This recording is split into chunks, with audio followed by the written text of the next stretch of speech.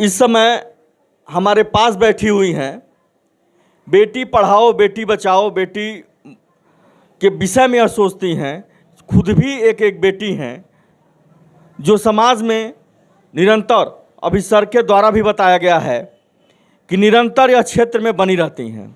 Madam अपना नाम बताइए। मेरा नाम जूही निगम है, मैं देवरिया ज़िला से हूँ। देवरिया से हैं आप? जी हाँ।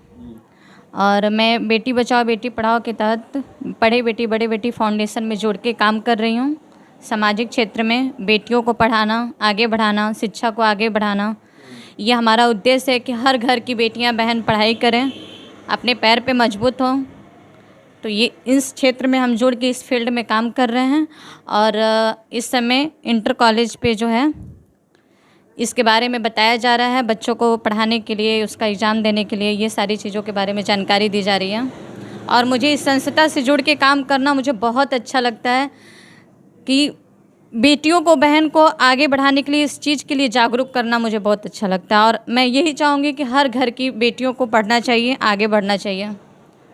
मैडम मैं आपसे एक चीज़ और पूछना चाहता हूँ, क्या सारे जगह आप विद्यालयों में घूम के यह चीज़ बताते हैं बच्चियों के बारे में कि आपको किस तरह से पढ़ना चाहिए, और हमारी संस्था जो है यह किस तरह से आपको प्रोवाइड करती है, किस तरह से सुविधा देती है, क्या इस विषय में आप बताते हैं? जी हाँ।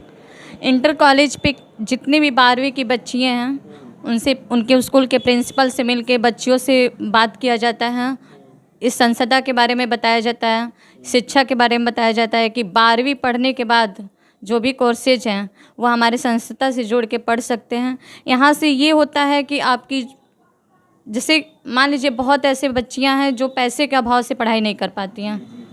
मेरे संस्था का मुख्य उद्देश्य यही है कि कम पैसे में पढ़ाना, पैसों में जो है पढ़ाना, शिक्षा को आगे बढ़ाना। जी, उनको जो बड़े बड़े विद्यालय हैं मैडम, जो बहुत बड़े बड़े विद्यालय हैं, आप भी, चूँकि मैं पूछूंगा भी नहीं उनका नाम, उनके द्वारा जो फीस ली जाती हैं, क्या संस्था आपकी उससे कम में पढ़ाती है? जी हाँ। उसमें मैडम उसमें क्या क्या है, मतलब जो खाने पीने का जो फीस का खर्चा एक ही में इंक्लूड है? जी हाँ, हमारे वहाँ जो है आपको सिर्फ रहने खाने का फ़ीस और एग्जामिनेशन फ़ीस ही दिया जाता है, बस उसके आगे कोई फ़ीस नहीं ली जाती, मतलब कम पैसों में ही पढ़ाया जाता है। यह बताइए, क्या सर के द्वारा बताया जाता है कि ऐसे भी आप शुरू में ही आपका लगाव इस संस्था के प्रति था कि मैं समाज में एक अपने बहनों के प्रति लेकर के चलूं, जो गरीब हैं, जो लाचार हैं, वो भी पढ़ करके शिक्षित हो जाए? जी हाँ, हमको इस संस्था से ये लगाव है और सर के माध्यम से भी मैं जुड़ के ये काम करती हूँ, ठीक है, और मुझे बहुत अच्छा लगता है ये काम कर। मैडम एक चीज़ और पूछना चाहता हूँ, जो इस तरह से हटके है, क्या आपकी संस्था जो है, जो अभी सर के द्वारा यह कहा गया है, मैं सर से वो चीज़ नहीं पूछूंगा, अब आपसे मैं पूछ रहा हूँ कि जो गरीब हैं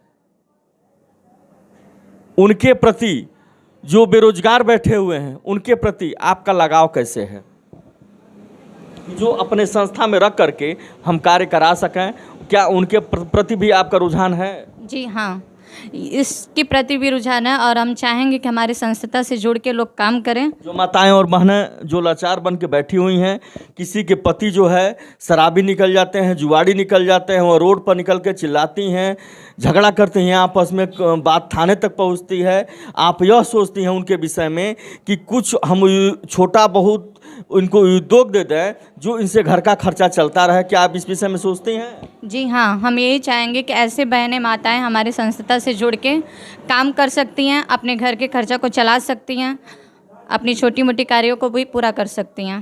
जो अपने बच्चों को, जो छोटे छोटे बच्चे हैं, उनका निर्वाहन और जीने की शैली बना सकती हैं कि हमको समाज में, उनका निर्वाहन और जीने की शैली बना सकती हैं कि हमको समाज में जीना चाहिए। जी हाँ। निरंतर बने रहिए डाबरा समाचार मनु मिश्रा के साथ, जो इस तरह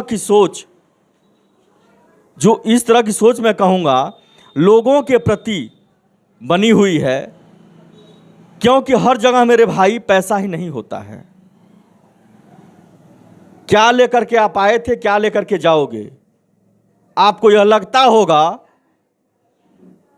कि मैं आपको वीडियो ये दिखाने के लिए मैं हाईलाइट होने के लिए कर रहा हूं, तो ये आप मत सोचना थोड़ा सा भी दिमाग में, क्योंकि कभी मैं ये नहीं कहता कि मुझे लाइक और सब्सक्राइब किया जाए।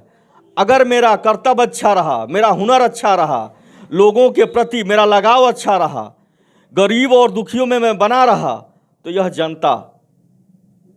यही जनता उठाती है, यही नीचे गिराती है, और वही बताती है कि किसमें कौन सी काबिलियत है। क्योंकि मैं देख रहा हूं आए दिन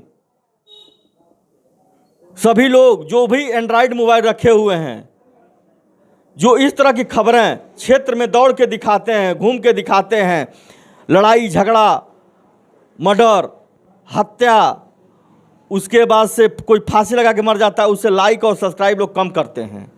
जितने लोग नाच गाने पर ध्यान देते हैं वो मिलियन में दिखाते हैं कि हमारे सब्सक्राइब इतने हैं। मेरे भाई, थोड़ा आप लोग डाइवर्ट होइए, हमारे जैसे पत्रकारों पर ध्यान दीजिए। जो बाबा पैकेज पे ध्यान देते हैं, कथावाचक जो आते हैं, उनका पैकेज वहीं बन जाता है कि हमें इतना चाहिए।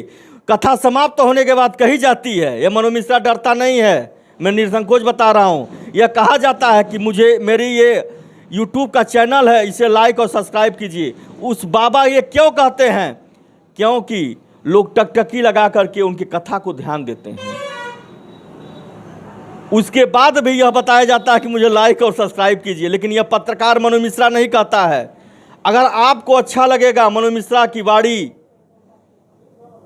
वह मनु मिश्रा का कर्तव्य, तो आप वैसे ही करेंगे।